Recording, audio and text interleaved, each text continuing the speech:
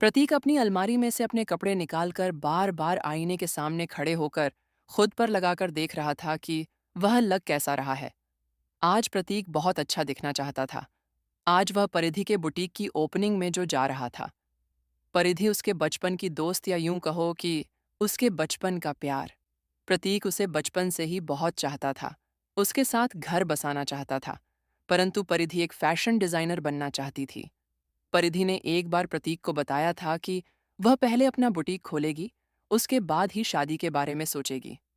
आज परिधि खुद एक फैशन डिजाइनर बन चुकी है, बल्कि आज वह अपना बुटीक खोलने जा रही है।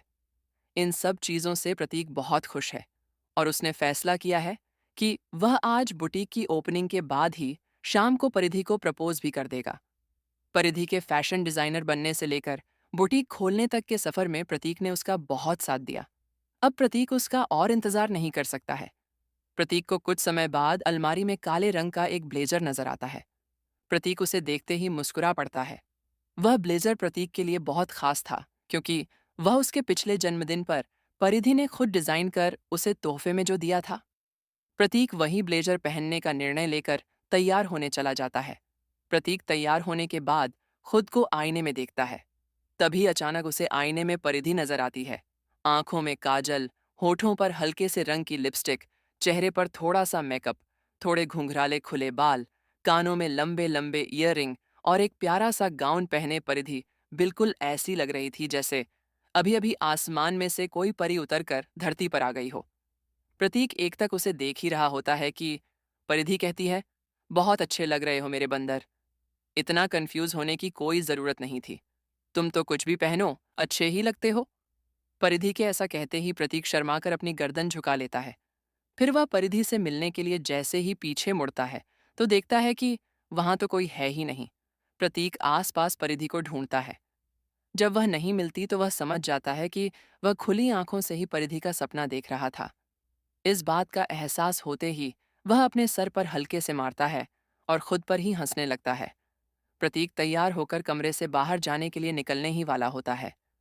तभी अचानक उसे याद आता है कि उसने परिधि को प्रपोज करने के लिए जो अंगूठी खरीदी थी, वह तो उसने अपने साथ ली ही नहीं। वह अलमारी खोलकर अंगूठी का छोटा सा बॉक्स निकालता है और उसे अपने ब्लेजर की जेब में रख लेता है। तभी उसकी नज़र अलमारी में रखे एक गुलाबी रुमाल पर पड़ती है। रुमाल देखते ही वह मुस्कुरा पड़ता है। ये गुलाबी रुमाल प्रतीक के लिए बहुत खास था। आखिर वह रुमाल परिधि का जो था। प्रतीक को आज भी याद है वह दिन, जब स्कूल में एक बार गिर जाने की वजह से उसके हाथ में चोट लग गई थी। परिधि भागकर उसके पास आई थी। उसने अपना रुमाल प्रतीक के हाथ में बांध दिया था और भागकर वह अपनी टीचर को बुला लाई थी। फिर उनकी क्लास टीचर ने फर्स्ट एड बॉक्स लाकर प्रतीक के हाथ पर पट्टी बांध दी थी। जब पट्टी बांधने के लिए प्रतीक की क्लास टीचर ने रुमाल उसके हाथ से निकाल दिया था, तब उसने वह रुमाल परिधि को लौटाने के बजाय चुपचाप अपनी यूनिफॉर्म की जेब में रख लिया था।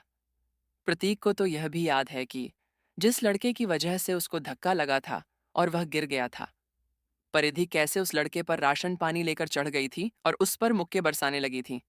वो तो उसने ही परिधि को रोक लिया था, वरना उससे पहले फर्स्ट एड की जरूरत उस लड़के को पड़ती। ये सब बातें याद करते करते प्रतीक खुद ही जोर से हंसने लगता है और वह गुलाबी रुमाल वह अपनी जेब में रखकर अलमारी बंद कर देता है। वह मन ही मन सोचने लगता है कि तुम तो इतनी छोटी सी थी, जब से ही मुझे बहुत प्यारी हो मेरी बंदरियां। आज मैं तुम्हें बता ही दूंगा कि मैं तुमसे बहुत प्यार करता हूं परिधि, बहुत। ऐसा सोचकर प्रतीक कमरे से बाहर निकल जाता है। ऐसी तो न जाने कितने बचपन के किस्से थे जो आज तक प्रतीक को उसकी जिंदगी की सबसे खूबसूरत यादों के तौर पर याद थे। उसकी हर याद में, हर धड़कन में बचपन से ही बस परिधि ही समाई थी।